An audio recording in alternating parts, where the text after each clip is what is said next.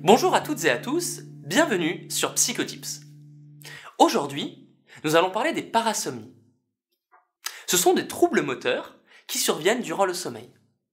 Il y a à ce moment-là dans le cerveau une dissociation, c'est-à-dire que le patient dort, les centres du sommeil sont donc actifs, mais en même temps, certains centres comme le cortex moteur s'activent et donc créent des troubles moteurs. Il existe deux types de parasomnies. Les parasomnies du sommeil lent et les parasomnies du sommeil paradoxal. Les parasomnies du sommeil lent comprennent le somnambulisme, la terreur nocturne et l'éveil confusionnel. Les parasomnies du sommeil lent surviennent majoritairement en début de nuit. Commençons par le somnambulisme. Il s'agit d'une pathologie qui a dans 80% des cas une origine génétique. Recherchez donc toujours un antécédent personnel de somnambulisme dans l'enfance ou un antécédent familial.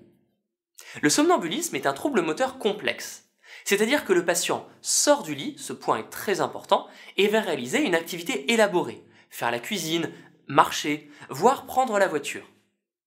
Il n'a aucune conscience du trouble, il est totalement endormi et ne s'en souvient pas au réveil.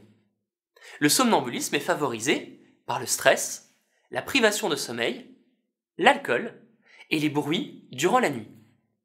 Le traitement comprend le respect des règles d'hygiène du sommeil, je vous invite à aller voir ma vidéo là-dessus spécifiquement dédiée, la sécurisation de l'environnement, et si cela ne fonctionne pas, une benzodiazépine spécifique type clonazepam.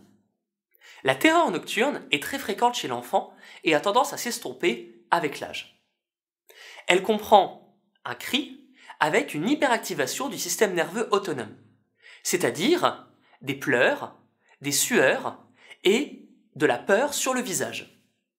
Le patient reste dans le lit, n'a aucune conscience de l'épisode et ne s'en souviendra pas le lendemain. Il n'y a pas de traitement spécifique. L'éveil confusionnel correspond à un épisode de confusion juste après un réveil nocturne. Le patient ne saura pas comment il s'appelle ni où il se trouve et il retrouvera ses esprits au bout de quelques minutes. Il n'y a pas de traitement spécifique à ce trouble. Parlons à présent des parasomnies du sommeil paradoxal. Les parasomnies du sommeil paradoxal comprennent trois entités. Le trouble du comportement en sommeil paradoxal, la maladie des cauchemars et la paralysie du sommeil. Elles surviennent généralement en deuxième partie de nuit. Le trouble du comportement en sommeil paradoxal. Rappelez-vous, dans notre vidéo sur les stades du sommeil, nous avons vu que pendant le sommeil paradoxal, il y avait une atonie musculaire, et que c'est à ce moment-là qu'avaient lieu les rêves. Dans le trouble du comportement en sommeil paradoxal, il y a une levée de l'atonie musculaire, c'est-à-dire que le patient rêve, mais il peut bouger, donc il vit ses rêves, tout en restant dans le lit. Ce point est très important. Il aura souvent tendance à blesser son partenaire au lit, c'est un motif fréquent de consultation. C'est une pathologie qui touche généralement les hommes de plus de 50 ans. Faites très attention avant de porter le diagnostic, car cette pathologie est prédictive dans 40% des cas d'une maladie neurodégénérative dans les 5 ans. La maladie des cauchemars correspond à des cauchemars qui se répètent plus de 3 fois par semaine pendant plus de 3 mois. Il s'agit d'un défaut du mécanisme d'adaptation des rêves.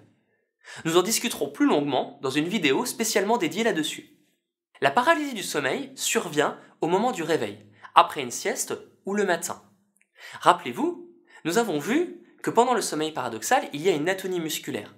Généralement, on se réveille alors qu'on était précédemment en sommeil paradoxal.